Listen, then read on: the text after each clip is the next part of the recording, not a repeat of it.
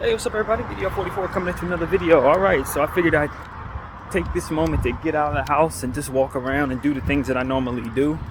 Since I was sitting in the house yesterday making a playlist, not really as productive as I would like to have been within my understanding, but when I prayed about it, the Lord was very, very clear that yesterday was the day He wanted me to work on some things that I did. Videos that I made last night and the night before, if they set right with my spirit, even though I don't necessarily know all of what I'm talking about when I speak. I just speak from the heart and try to incorporate as much compassion as I can, as possible, into these words. And so that's what it's about for me, just trying to do my best within the limited understanding and the confusion that's in place for me to learn from, or rather take information from, in regards to the different conflicts that are going on around this world. But we know what's going on in Gaza. We understand the position of Israel. We understand that there's more going on other than that, etc. So, and we know there's a lot going on here that we're not addressing in our own country that needs to be addressed, so to speak. People going through all different types of stuff. It affects me just like it affects most of us, I believe. And I just want everybody to be okay. And I feel sorry for those who don't feel confident enough and strong enough to speak out when they have it on their hearts to do so, or people who are so bankrupt, so emotionally bankrupt that they don't respect real suffering until it comes and hits them on their doorstep. I have too been that type of person when it comes to homelessness, so I feel sorry for those who have that in their minds in regards to other circumstances that we're seeing right now. There's a sadness to be had for those who don't allow themselves to be seen as compassionate in circumstances such as these, because when it's time for compassion to come their way, they won't find any. And that day comes is something that I understand now more than I ever had. So there's a sadness that needs to be lended to them that often the world will not give them. And that's something I want to fathom here in this moment. Is a sadness for those who don't have the ability to display themselves in a compassionate way. They don't know how to let themselves be seen as people who give a damn. You will be judged for that. And so that's what I understand. There's sadness there. There's a bankruptcy there. No different than the bankruptcy that many feel for being poor, like I'm poor right now in my circumstances. There's a real sadness that comes with not being able to respect oneself and one's last name enough to be seen as a human being, to be seen as anything other than just people who are here to make money or here to take from others or what have you. You leave yourself vulnerable when you're like that for so much pain that would be due, so much suffering that's still to come, whether it be in your life or your afterlife. That suffering is to be sorrowful about. It really is. Those of us who are welcoming hell into our lives by way of how we live our lives, I won't exclude myself because I'm on that journey against that too. And I could very well fall victim to that at any moment with the different sins that I'm capable of making, or the different nonsense that I would engage in my life. Things that I've already engaged in that I've tried to purge myself of, so to speak, or cleanse myself of, so to speak, in this era of my life. And though I've been successful in this era of my life, who am I to look at somebody else who's yet to figure that out? Maybe they go on a longer run of being successful than I've been able to after this moment. I pray for that for you, if that's who you are. Some of y'all been engaging in evil for a certain length of time, but the time you're going to spend being good people is going to be a lot longer than the time you've spent being evil. But I can't see that. All I see is what you've done and what it is the Lord has exposed me to seeing, what you've done or haven't done or what have you. But what I can't see is the 40, 50 years of goodness that you're going to engage in after you turn your life around. And how much your good is going to outweigh your bad. And that's why I try to say to people to just try to start that process in whatever way you can now. A lot of y'all been engaging in some nonsense for a long time. I'm not better than you. I engaged in some nonsense for a long time too, in my own world. Even though I had the ability to be compassionate and articulate and love myself this way, love myself that way, it does not mean that I didn't have things that I needed to change. that the Lord helped me humble myself toward understanding, even though I was in my disadvantaged point of view with my mental health and could bring myself to do this or that. There were still things I could have brought myself not to do that I chose not to for the sake of not giving a damn. And I'm telling you, I've changed my ways in those ways, and I'm proud of that. But the remnants of that, the consequences of that are present in my life right now. Not addressing my mental health properly, not setting forth the consistency in working and enduring certain things. Now I'm not in a space where I can say that I'm doing that now. And it's not because I don't want to, it's just because fighting against those conditions has proven to be more difficult as time goes forward. Granted, I did address some of those things for a time, but I never stayed there long enough to say, let me keep going. This is what I need to do forever to keep myself going. Let me save my money this long. Let me give my first fruits and this and that. Let me go to church more. Let me be more unselfish, communicate with people more. I didn't. And maybe that's not your demon. You know what I mean? Maybe that's not the problem that you have. Or for whatever problem you have, you can overcome it. You can address it. You can do more in developing that consistency than I have, you know, in the areas that I'm struggling with, so that you don't have to face the consequences. Now, it's so unnecessary to face for whatever your problem may be, for whatever your demons may be.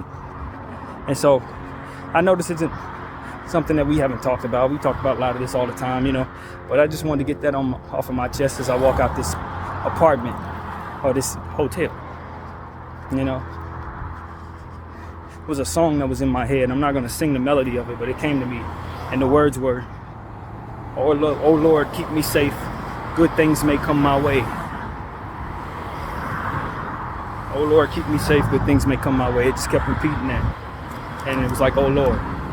And I'm telling y'all, a lot of us, we just need to believe that good things could be possible, man. Even though we may not have seen too many good things, or maybe we know we're due the consequences of the bad things that we've done, so it's time to suffer. Maybe we've changed our, you know, maybe you're like me and you changed your tune, but them consequences hit you. There's two things you can count on. Good things coming your way from here. You're building now from within your suffering, and you paying for them dues. Now you get to start the process of earning and putting forth effort in different areas and in different ways that can bring you back to good times again. That suffering that you're going through, paying for what your sins are, and the good things that you do while you're suffering these ills, will then bring you a future that'll be here just as quick as these consequences came. Yeah, all this bad happened. Yeah, okay, yeah, we did all this bad and now we're paying for it. Yeah, cool. Ain't the end of your story. Because now you have the ability from within these circumstances that suck so bad to earn something better for yourself, to earn something better for your family and your children. And when them days come around, when the calendar says this is that day, you're going to be so glad that you did those things. And that's what I'm telling myself now. We just got to keep on building. I don't know what I'm building right now, because from within my mindset, all I can really see myself doing is turning on the camera, which is content for you and myself later on. But it's building something. My awareness, my legacy is building on this channel. My legacy is building with everyone who clicks on these videos. The more these videos I leave out there, the better my future will be in regards to being seen as somebody who is willing to speak. Now, maybe I can't see that right now because it's just me turning on the camera every day by habit. But what I'm actually leaving behind is a legacy of some sort. And that's exactly what the Lord is telling me. That's the words that's coming in my head right now. It's like, look, every time you leave the house and you make one of these videos, somebody different is going to discover you. Maybe only 1 or 2 views on these videos, but each and every time, it may be somebody different, or it may be the same person who's learning to appreciate what you're saying even more every day, changing their life. And if you could change one life, they can change 1,000,000 lives. If you can change 1,000,000 lives, maybe each one of those people can change 2 lives, and that'll be good enough. That's why I'm talking the way that I talk, because I know that I've lived through enough stuff to say that I'm still making mistakes, but within the mistakes I've made, I've learned lessons about how to overcome and how to survive the times, and how to build within the times of paying for those mistakes. And God gave you another day to live. Okay, you might be in a little pain right now. Yes. And you can build. You can build upon your prayer life and understanding meditation, upon your finances and how you saving your money and working hard, upon your mental health and how you address it every day, and everything that you're trying to do for your children and how they're going to move forward. You know, a lot of times I think about the unprecedented nature of certain things that are not possible. When I think about all you got to do is just step away from certain behavior, step away from certain things. And then I think about just say no campaign against drugs. Just say no campaign against gangs, and realize a lot of those influence are forced upon people. How do we tell others who are not in positions of privilege or not in position of understanding to walk away from what it is they do understand, or from who it is that they do trust, or from what it is that they have learned, for which may not be positive but have kept them alive? And the answer is by example of being the good in the world that you want them to be someday, being what it is that you see, away from their culture of chaos, so that they can see it from afar and fathom and dream of it themselves. And they will change their own culture one person at a time. They will change the politics from which certain things are agreed upon. I accept that I'm walking on stolen land. So when I look up and get in my feelings about what I'm seeing online, I have to remember that it took me a long time to not be at peace with what it is that we are engaging in right now, which is everyday comfort and living on stolen land. California's stolen land, and every state around it is stolen land, man. And everything we benefit from is because somebody did what it is that we're seeing happening in our phones to people that didn't deserve it. Children were pushed around and stepped aside and all different types of stuff so that we can have the land we see today. How do I both enjoy that land and condemn those who are benefiting from that today, who don't care nothing about the kids who are going through what they're going through in those circumstances? How do I do that at the same time? I don't think I do. That's the point. But what I can do is tell you that I wake up in the morning, when I showered this morning with the privilege of having the ability to shower, privilege of having a roof over my head, privilege of having a family who, from what I know, has worked hard at serving our country, to assure that I have the benefit of the funds that I ultimately am using today to take care of myself, to pay for this phone and all of that. It's because people serve this country that I'm able to do that. Does that mean that I think this country was built on the right stuff? No, but it means that a lot of stuff happened after that that can make it so that the people here deserve to live here.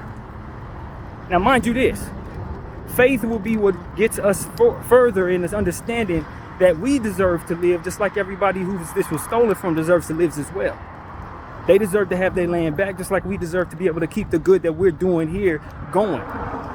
And so that's what I speak to. Do I want the people of Israel to have to leave their land after 70 years? No, because a lot of them were born there. And even though it was stolen from people who deserve to be there, so too they now have their land, and it could be stolen in order for it to be re-given to the people who it was stolen from.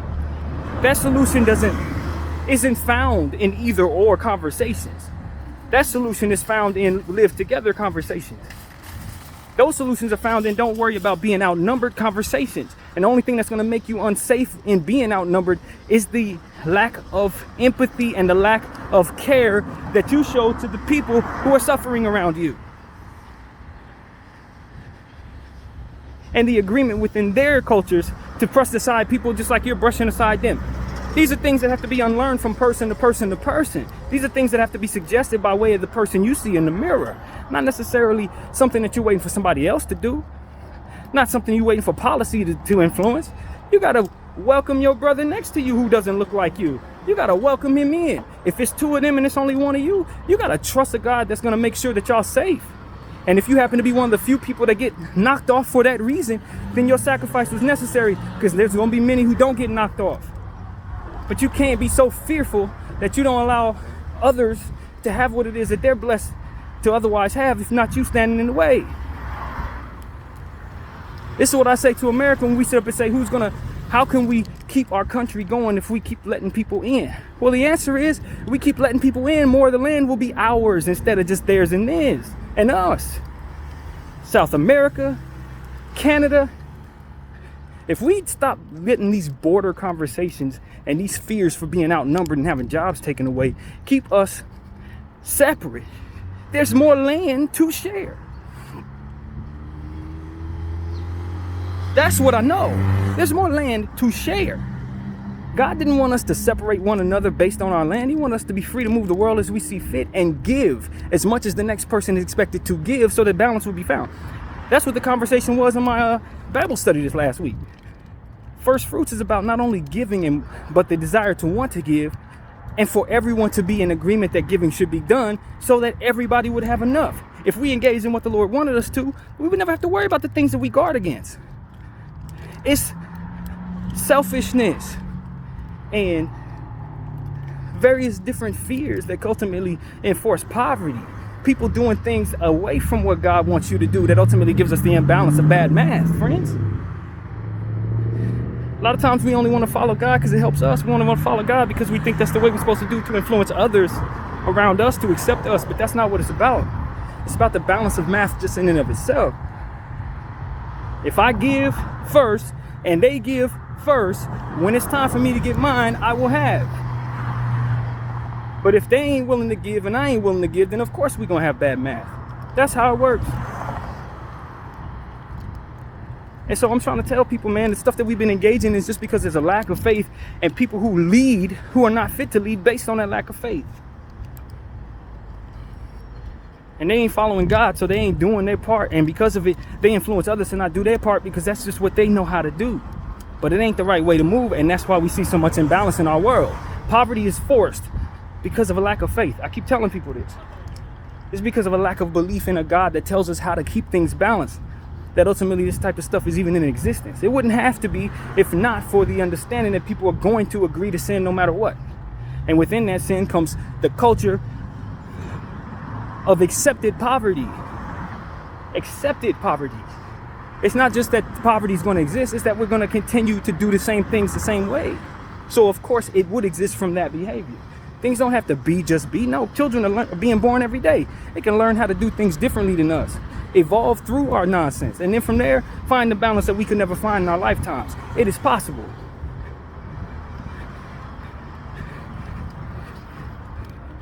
And through the possibility of such things can come the lack of need for so much drugs, so much liquor, so much stuff that otherwise we need to supplement our minds so that we can deal with the suffering that we allow to take place around us. And what good can suffering do? You're seeing it right now. In your phones, you're seeing how it is. It does nothing for you, man. You got to choose something else. In the mirror and not be frustrated by those who refuse to choose it, because change don't happen overnight. I look in the mirror and I only see what it is that I've done and the person that I've been. I'm not satisfied with that because I'm not doing my part in the way that I feel I should. But that doesn't mean that tomorrow ain't a new day for me to get it right. Tomorrow's a new day to start that process if I couldn't do it tonight. But you got to believe in the purpose of it. Not whether or not you believe it can be done or that it's possible, but the purpose. And so that you strive for more. So that greater can be possible.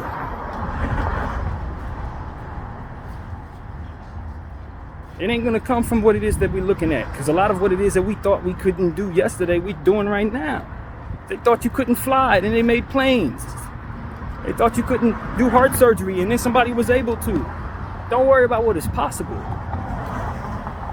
Don't worry about what is possible. Just see the purpose and what needs to be done. And then you will dream of ways of making it possible. Purpose. We tired of suffering. Okay, how do we find the balance? By unselfishness. I ain't unselfish in my lifetime. Cool, but I'll teach my child how to be. Everybody ain't gonna follow me on that. All right, but they all gonna be gone someday. The next generation may. Keep trying.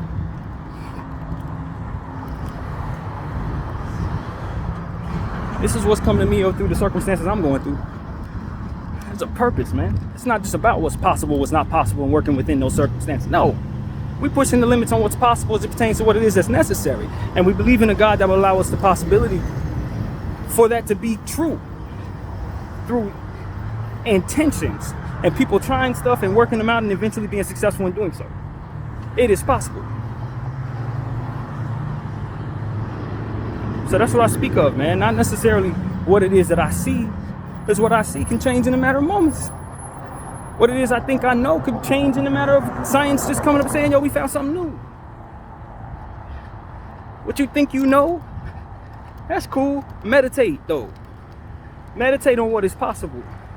Meditate on the purpose of what is possible. And see, don't you find new solutions that maybe have never been seen before, unprecedented truths that now can manifest from you believing in the purpose of what needs to be done, and suddenly things may be possible that you never thought could be done.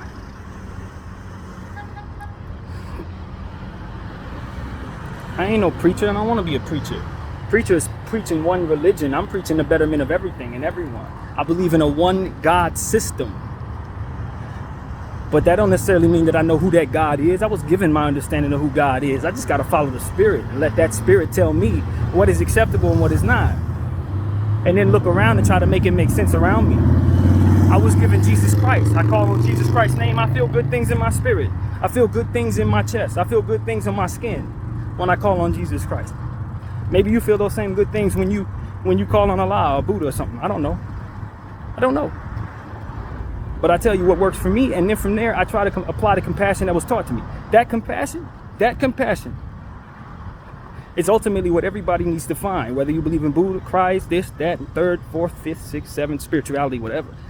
If it ain't about compassion, then we see suffering. Because I tell you, no matter what your religion is, it's going to be the same enemy. I guarantee you that. Same enemy.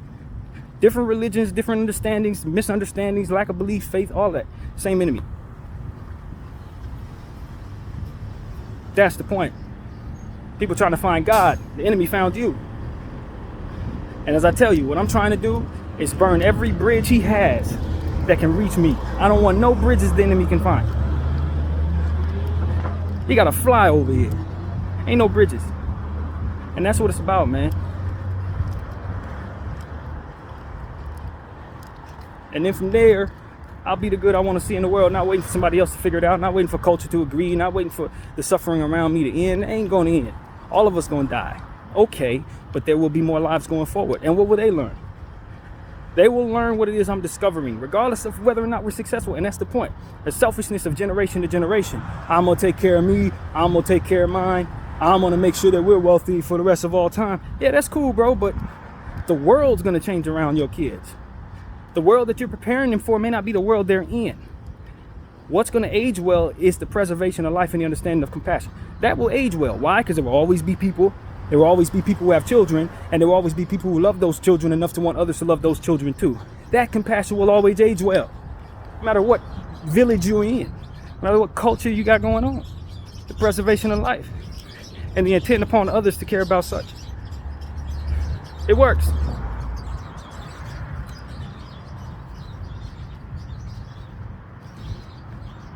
And so that's what I'm talking about. And compassion, man. And let it extend. Let it extend further than your neighborhood. Let it extend. Because the first thing you're going to want if you go through unprecedented pain is for others to rise up and come to your aid. I've learned that as a black person. Through the Black Lives Matter movement, we love the people who support us, and we didn't like people not supporting us. And the first thing we want to do in a lot of our walks is not support the next man. You got to support the next man. I ain't gonna wait to see if he supported me. Let me be the person that supports him. Then he'll see me supporting him, and he will support me because I'm helping the preservation of his kin. That's what they got to do in order to get my appreciation. Is that? Am I wrong? We need somebody to think like that. I can't wait for you to think like that. I got to show you that I think like that. Then you're gonna follow me in doing that, just like you're following any other culture that you believe in. But the problem is a lot of what our culture is about is looking at individuals and saying, we mess with them, but nah, not them. Yeah, they got children, they're children, but those children are not really children. Our children are really children. It's like that type of separatism. The enemy loves that type of stuff. Hatred loves that type of stuff. It can nestle real comfortably in that space.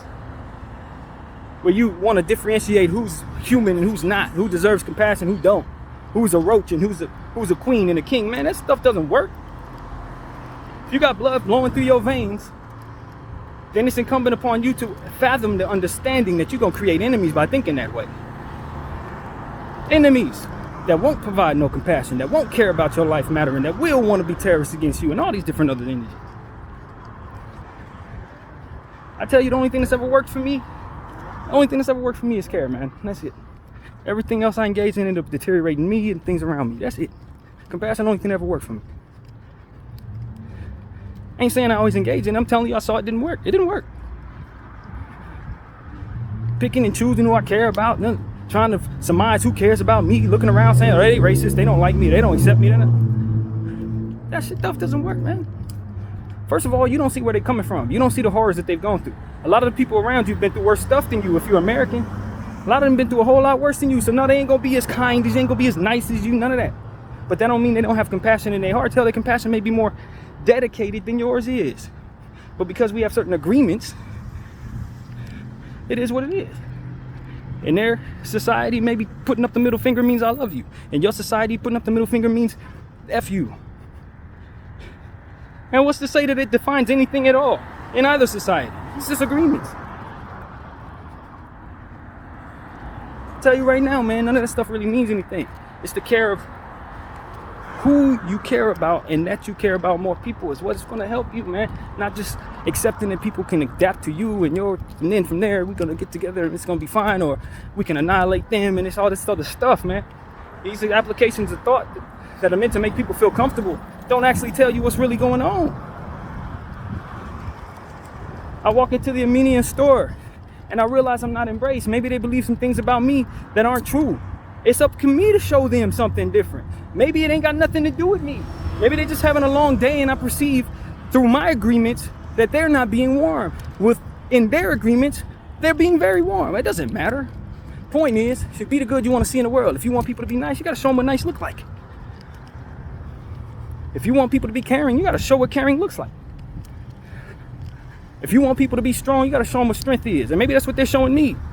And my nice behavior wouldn't survive me in places they've been. Maybe I would be the type of victim that ultimately they were traumatized by seeing be slaughtered because of my niceness. They're showing me something.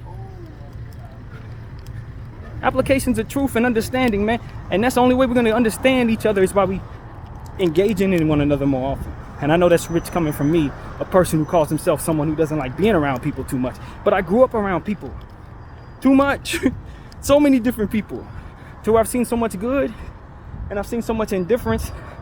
And I'm learning that I still need to get better at displaying more good and keeping away that indifference that would otherwise be in my heart. So then I can start being more welcoming of the surroundings of who was around me. Misconceptions keep me from being around people. Misconceptions keep me from being social. Misconceptions keep me from thinking that I'm safe in circumstances where I otherwise would be. And vice versa. It's a culture that I adapted to that I must unlearn. And maybe I get enough time to do so, maybe I don't. But the point is I can fathom such an understanding and check myself. And then from there, hopefully help others check themselves. Because that's what's really going to be what it's about, as I've already said. Check yourself, and then you can start pushing away all that doubt. Then you can start seeing signs of where things are supposed to be pointed in your direction to make you confused rather than pointed in your direction to make you understand. It's a lot of misdirection out here.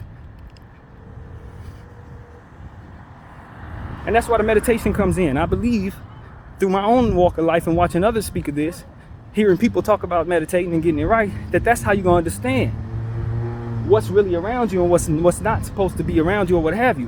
Who's really in your favor and who's not. Whose frown really means I hate you and whose smile really means I hate you. You understand what I'm saying?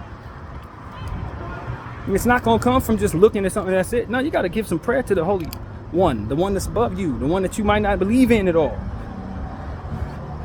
The literal compass for our walk. Literal compass. Every direction I go in, if I'm following the Spirit, it's the right one. Even if I don't like the consequences of what I got going on, He can still make it so that my purpose is displayed. Maybe you believe that the God that we serve is a woman. I don't know.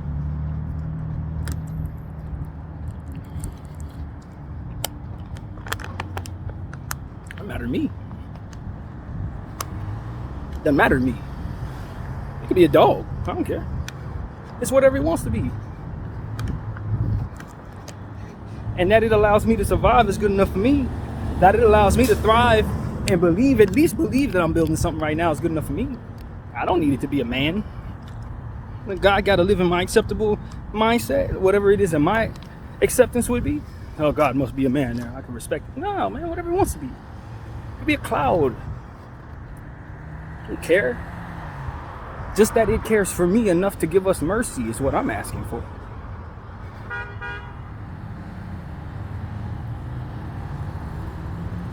And through that mercy, maybe we can find ways of doing things that don't cause the suffering that I'm ultimately tired of looking at. Which is a privilege. Because at least I can turn off my phone and not see it. And I was looking around at various different things in my old neighborhood. And even though the neighborhood looked different, it wasn't decimated. Even though the neighborhood looked different, I wasn't prevented from actually being able to go. You feel me? Like I had the right to be there. I wasn't told by way of some law that I didn't have the right to be there. And a lot of people today are going through that right now. They don't get to see the changes in their neighborhood because it's incumbent upon them to follow the law of the land that tells them they can't be there. Privileges, man. Privileges that we don't even recognize as privileges. And the higher we go up into privilege, the further away we get from what's real in that regard. It's people who will look at a poor person and say, why you don't have a jacket? It's because they can't afford one. Because you didn't give them the money from which to have it. You didn't donate the jacket on your back. That's why they don't have one. And you don't respect that is why they don't have one.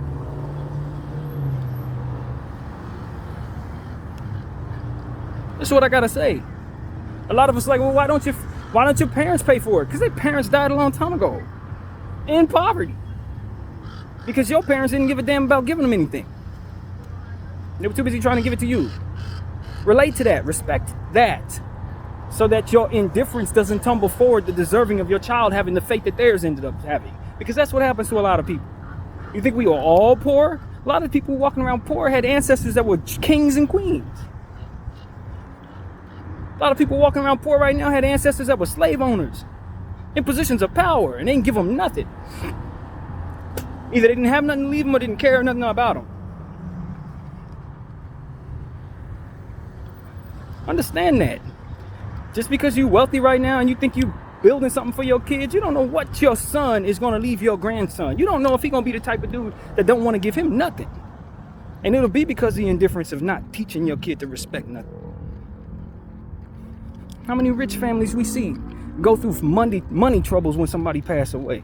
All this time they've been building a legacy to leave their kids, just for their kids to tear up that legacy.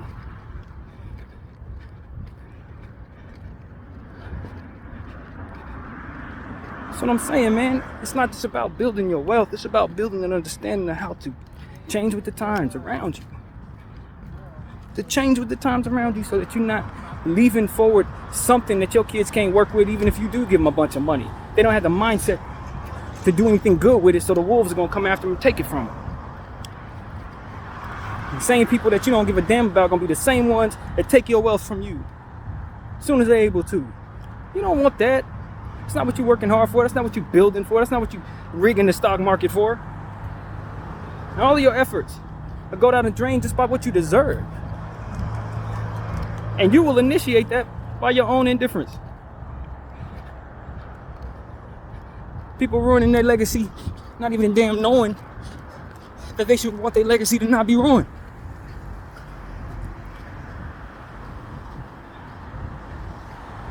Until it's too damn late.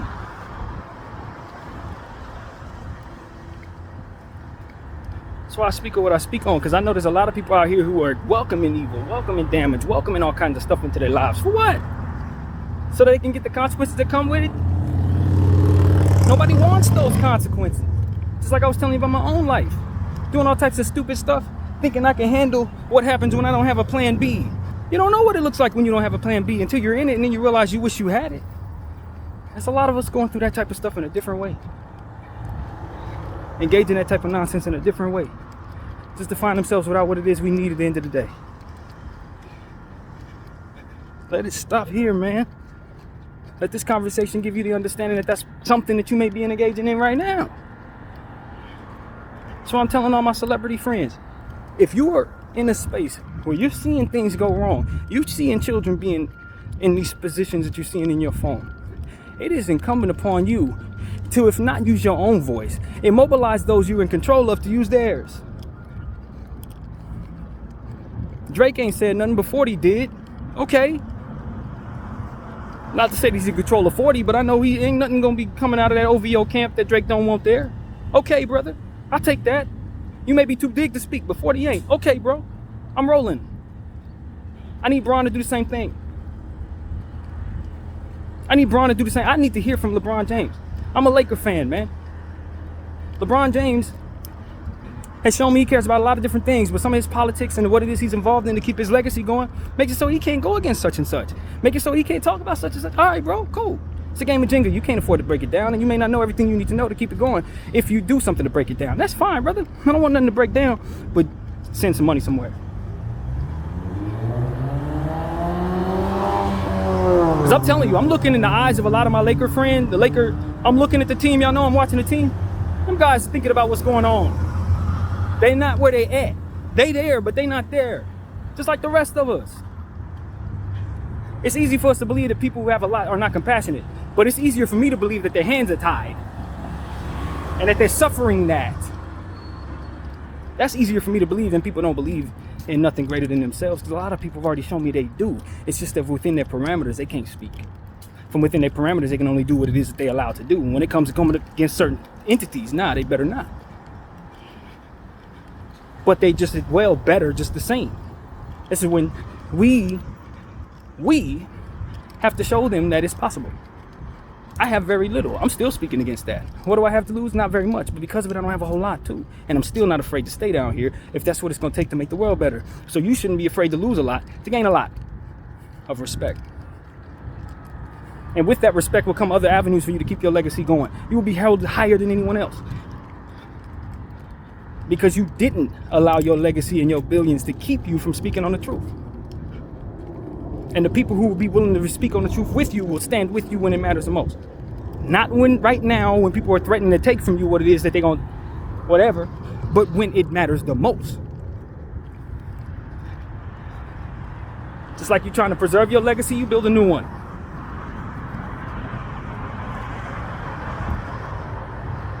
There's too many people with influence too afraid to speak.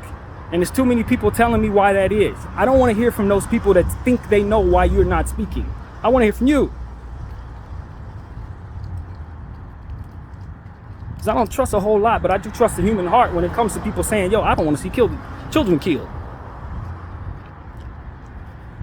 I don't want to benefit from further execution of children, bro. I don't. If this means I need to walk away from them, or if that means I need to accuse them of lying, or if that means that we're going to have to fire some people, whatever, hey, yo, let's do that.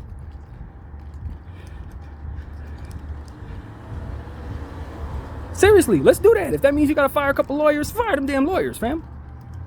Shut up. Because the only thing that keeps all this nonsense going is the complicit nature of those who agree.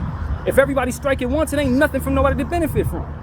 All this stuff that they thinking they gonna hold over your head, you hold it over them when you come to as a collective agreement to stop working for them. Stop allowing what they do to keep you silent about things that matter to you.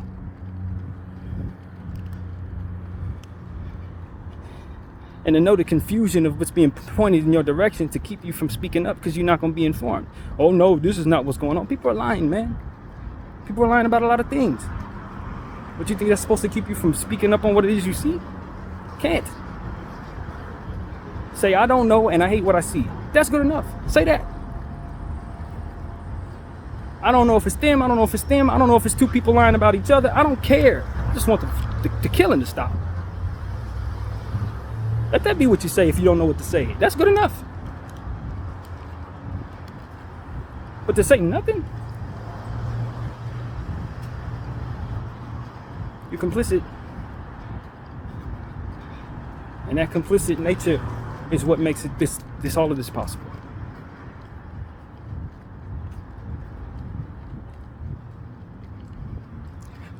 That's what's on my heart right now, man. I hope that I've helped somebody, man. I hope somebody listening to what I'm saying and changing their mindset about what they need versus what they don't need to be allowing to happen by way of what it is they think they need to keep going. They ain't got to keep that going. God don't love that situation. If it requires children to die, he don't want it to stand. And just because you haven't seen our land be destroyed because of the atrocities engaged in here does not mean that this country is not deserving of its fall because of it. I don't mean that. Maybe the good things that people have done since it might have weighed against that culture, which is why we're still able to keep our land. Our land. Our land. But what does that even mean? When you know damn well it was stolen. You know damn well my ancestors was forced here by way of evil laws to do godless work so that we can benefit and do the good work that we do right now. Whatever that means, whatever that looks like. Enough. That conundrum doesn't need to continue. Just do more good. Just do more good. That's the only thing keeping this thing standing. If everybody stopped doing good and everybody's complicit with the evil, guess what? It all falls apart. No, whether you know it or not, whether you believe that or not, that's what the math is going to ultimately tell you.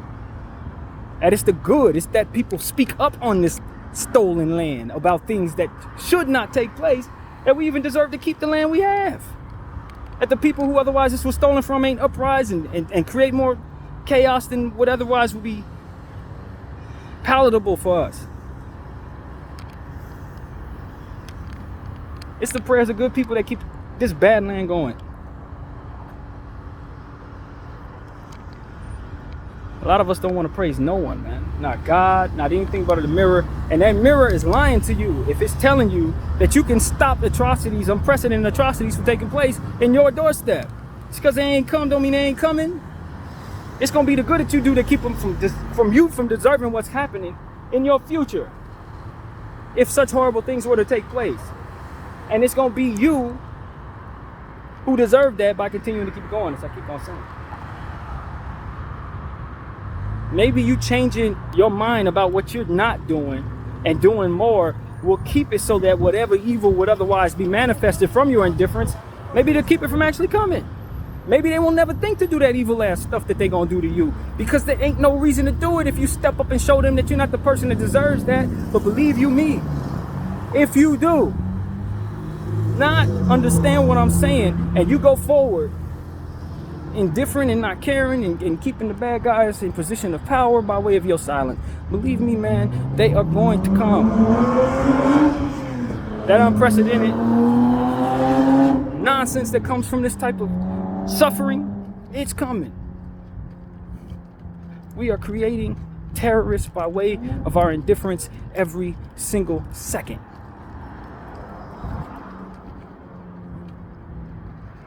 Terrorists. Smart ones, more evolved ones than the ones we've known, more rich than the ones we've known.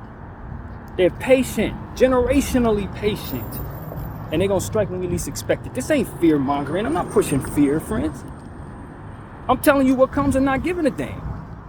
This ain't no unprecedented. This ain't no fortune telling. We've already seen this. And the application of the understanding of evolution will let you know the rest. They're going to be more patient. They're going to be more rich. They're going to be more smart. They're going to be more cunning. They're going to hide better. And they're going to strike harder. BDF 44, I thank y'all for watching. I'm out.